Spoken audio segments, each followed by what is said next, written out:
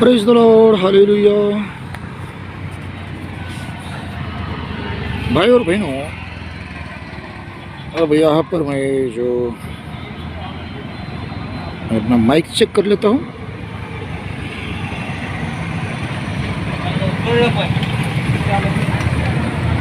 तो भाई और बहनों, मैं यहाँ पेड़ के नीचे बैठा हूँ। अभी अभी मैंने अपने फेसबुक पर एक मराठी में मैं लाइव आया था, उसका पोस्ट है। आप अगर मराठी समझ सकते हैं तो वहाँ पर देख लीजिए। वहाँ पर कुछ मैंने बातें बताई है जो सभी विश्वासियों के लिए बहुत ही लाभदायक होगी, अगर उन बातों को आप लोग समझ पाए तो। खैर,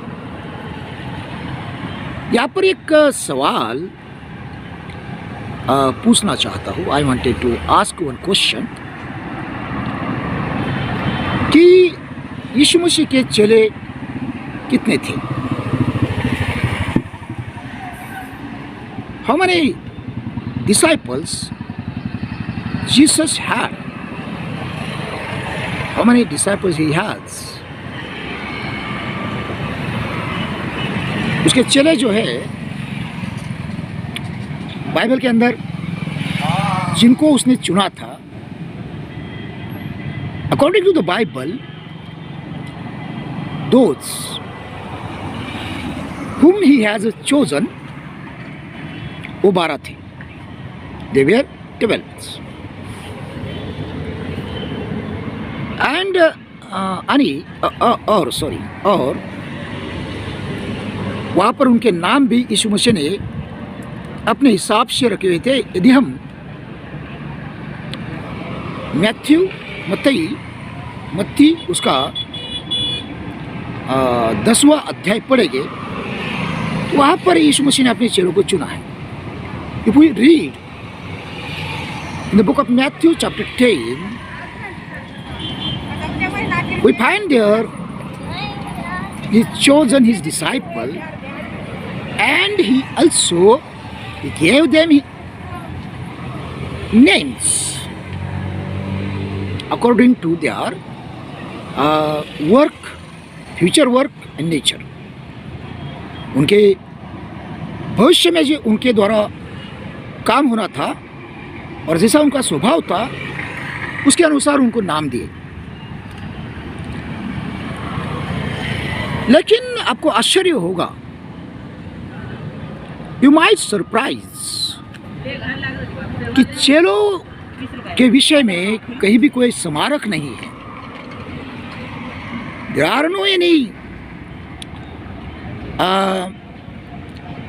memorable place of this disciples. No building, no place. तो ये जो 12 चेले हैं, इनका कोई स्मारक नहीं है। There are no any place by their name according to their remembrance. 12 चेलों में एक चेला तो यीशु मसीह के क्रूसार्पण के तुरंत बाद उसमें से नष्ट हुआ। 11 बचे। Among the 12 disciples, one disciple has removed up soon after Christ has gone on cross. Soon after, when Christ has gone on cross, so remain 11 only. बाद में चेलों ने चिट्ठियाँ डाल करके 2 का नाम वहाँ पर ये किया, ऐड किया, और उसमें से एक को चुना। लेकिन आगे के कार्य में जिसको चुना था उसका कोई काम हमें दिखाई नहीं देता है. So the disciples draw the Lord's chits by their name, two of them, and among them they choose according to that lot chit. They choose one. But if we see, there are no any specific work of that disciple. That disciple's name was Matthias. So उसका नाम जो है, जो चुना हुआ चला था, उसका नाम था मत्ताइस, और उसका कोई कार्य हमें दिखाई नहीं देता है. तो मुझे स्ट्रांगली ये विश्वास है. I strongly believe that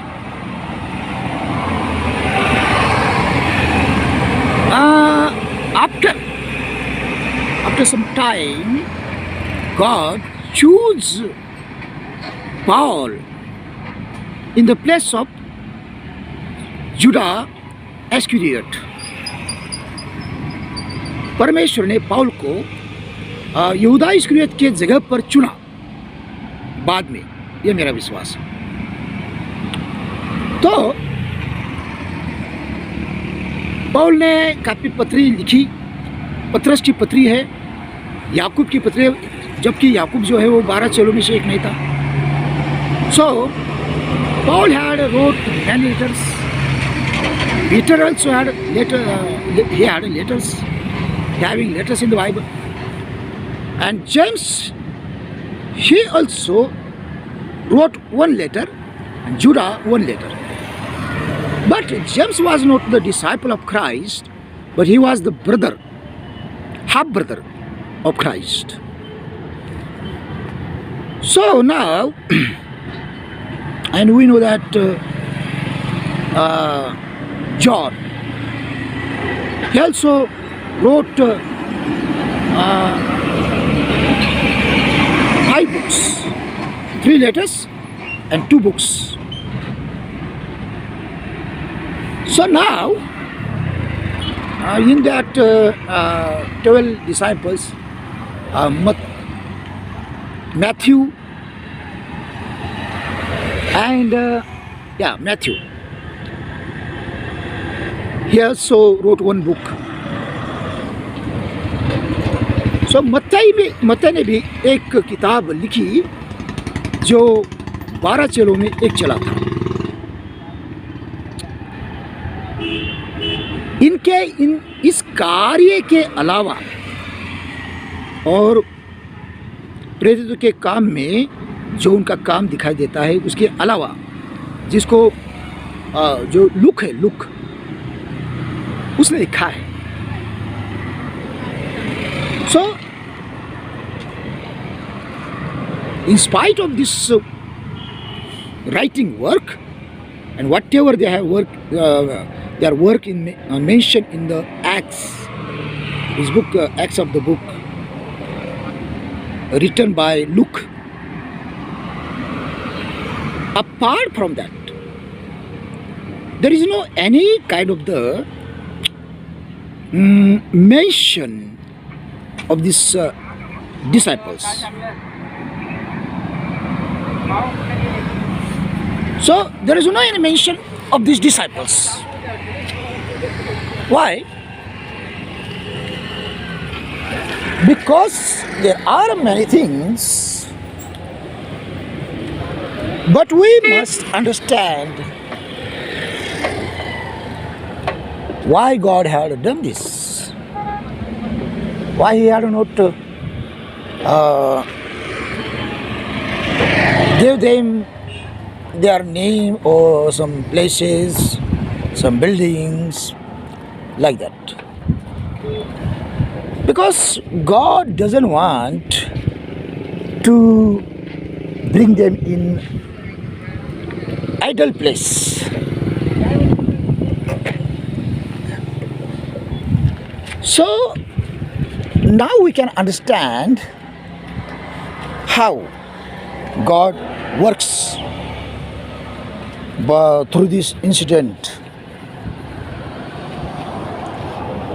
So, what happened today? If we see,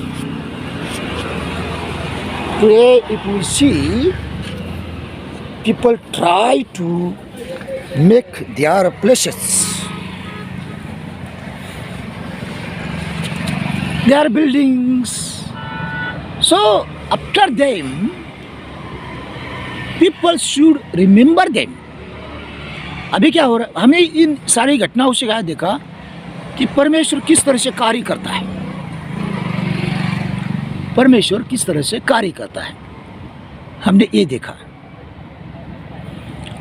और उसका एक कार्य करने का तरीका और यहाँ पर दिखाई देता है। इसी के साथ में परमेश्वर ऐसा क्यों करता है, क्योंकि ये जो परमेश्वर के दास लोग हैं वो मूर्ति पूजा का कारण न बने,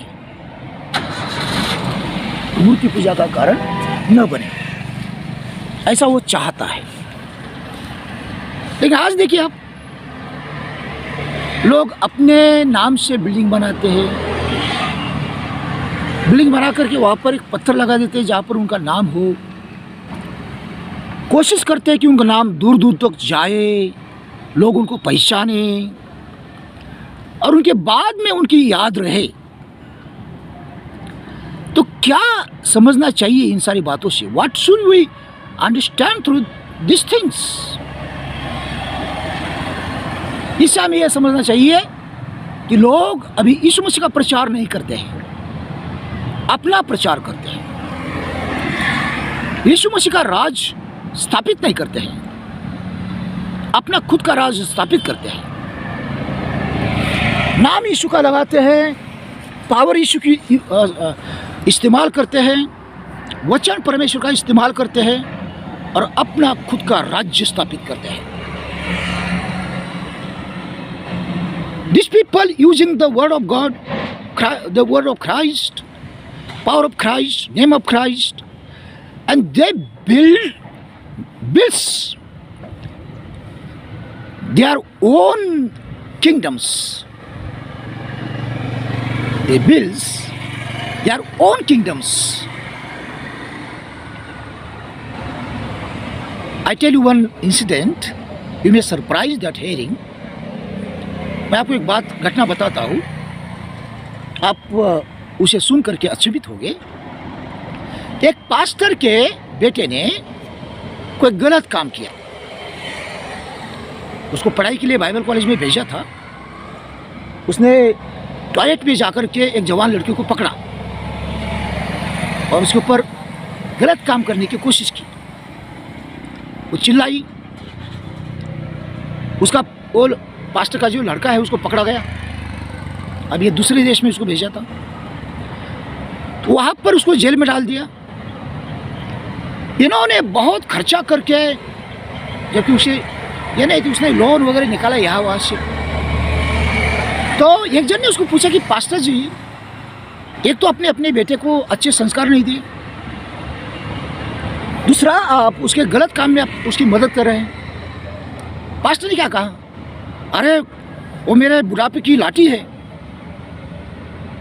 सी there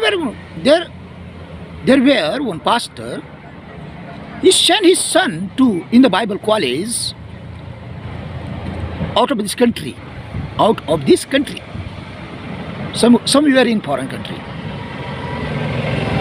Now the son of pastor, he act very differently. He catch one girl in the toilet and try to do some bad thing with her. So that the girl shouts, she shouted, and that boy got in catch. So police arrest him. Now this pastor, he had taken loans from here and there, and he tried to bring him out. So one person asked him, Pastor, you have not given your child good teaching. You had not to teach him how to behave as a gentleman according to the scripture. And now you are trying to hide his whatever wrong things he had done. So he said, Are, you know that he is my what I can say in English. He is my help of the old age. He only going to take care of me. Listen, I was surprised. अगर एक pastor इस तरह से सोचता है तो उसके member क्या सोचेंगे? आप किस बात पर विश्वास करेंगे? क्या आपके बच्चे आपका ध्यान रखे या परमेश्वर आपका ध्यान रखे? आज के ज़माने में मैंने देखा है, अभी तो काफ़ी बच्चे अपने माँ बाप को नहीं संभालते हैं, और संभालते हुए तो रोते रोते उनको तकलीफ देते थे तो संभालते। अभी मैं हमारी बहुत ही पुरानी बहन थी, उसका पूरा परिवार मेरे द्वारा विश्वास में आया। बहुत अच्छी बहन थी। बाद में वो लोग दूसरे चर्च में चले गए। मैंने उनको वार्न किया था लेकिन उन्होंने सुना नहीं। वो थोड़ा सा अमीर पास्टर था तो उसके पीछे चले गए और अपने पूरे परिवार को बर्बाद कर दिया। लेकिन हाँ, विश्वास में बने रहे, लेकिन गलत टीचिंग में भी चले गए। मुझे पता नहीं था कि वो प्रभु के पास में चले गए। अभी मैं उनके घर पे गया था। मैंने सोचा चलो उनके घर के पास से जा रहा हूँ तो उनके मिल के थोड़ा सा प्रार्थना वगैरह करके आगे निकल जाते हैं। Just now I went to one family. This family is very old to me, and their whole family, I think 20 or 20 member of that family, they had came in Christ through my ministry. But later they had leave my ministry, my church, and they joined one of the church which is a very rich church, a South Indian church, because that sister, alone sister in that family was the South Indian. So she took this all people and joined that church. I had a one day, but they doesn't listen me. Later their family gone in very destructive situations. Just now, when I was passing through their narrow place, I thought go and meet them. Let's small prayed with them. So I went there. I came to know that by that sister's son, before some month she had gone to Lord. But you know, hearing that, there were tears in my eyes. My heart was broken. But her son was very quiet. There were no any kind of sorrow on his face. In spite of that, I feel that he was very compatible with this incident. So जब मैं उनके घर पे गया तो वो उसका जो उस बहन का जो लड़का है उसने मुझे बताया कि उसकी माँ कुछ महीना पहले प्रभु के पास में चले गए। यह सुनकर के मुझे बड़ा दुख हुआ। मेरे आंखों में आंसू आए। मेरा हृदय टूट सा गया। लेकिन मुझे आश्चर्य हुआ, उस लड़का के चेहरे पर कोई दुख नहीं था। यहाँ तक कि मुझे ऐसा लगा कि वो इन सारी बातों से थोड़ा सा ओके है। तो बच्चे बुढ़ापे में अपने माँ बाप को संभालेंगे ही, और संभालेंगे तो प्यार से संभालेंगे, इसका कोई ये नहीं है, इसकी कोई शाश्वती नहीं है। There is no any guarantee that children will take care of their parents, and if they take care, not with happiness, even they may take care, but they may not take it with happiness. तो लोगों को अपने इस दुनिया में हमारा जीवन कैसा होगा, हमारा नाम कैसा होगा, और हमें लोग याद करेंगे या नहीं करेंगे, इस बात की चिंता होती है। You know that people think about only this world's life. They think about how will be our future life. People should remember us or not. And what kind of the situation will come in my life when I will get old age. बुढ़ापे में मुझे किस तरह के दिन देखने पड़ेंगे, इन बातों पर ज़्यादा गौर करते हैं, बजाय इसके कि इस संसार के बाद में परमेश्वर के सामने मुझे जाकर के खड़ा होना है, तो वहाँ पर मुझे परमेश्वर का सामना किस तरह से करना पड़ेगा, इन बातों के बजाय सांसारिक बातों में ज़्यादा ध्यान देते हैं। तो क्या कहना चाहिए, क्या उनका उद्धार हुआ है? मुझे नहीं लगता, मुझे बिल्कुल भी नहीं लगता, क्योंकि वचन बिल्कुल साफ कहता है कि संसार और संसार की बातें नष्ट होने वाली है। पहला यूहन्ना 2 अध्याय और उसका 17 वचन पढ़िए। So when we see these people, even ministers, they call themselves ministers,